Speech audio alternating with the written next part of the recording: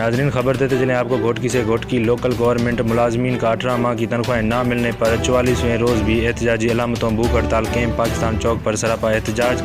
मुलाजमीन मुख्तार टगड़, मिठा खान, मलिक अली हसन तुनियो, हिदायत अबड़ो और दीगर मुलाजमीन का कहना था कि सियासी बुनियादों पर हमारी तनख्वाहें रोकी गई हैं। इनका कहना था कि एहतजाजी अलामती भूख हड़ताल कैंप पर सिंध हुकूमत का कोई भी नुमाइंदा नहीं आया, जबकि बिलावल भुट्टो जरदारी अपने जलसों में मुलाजमीन के मसले पर वफाकी हुकूमत के खिलाफ एहतजाज कर रहे हैं, जबकि सिंध में खुद उन्होंने घोटकी लोकल गवर्नमेंट मुलाजमीन की 18 माह से तनख्वाहें बंद कर रखी हैं।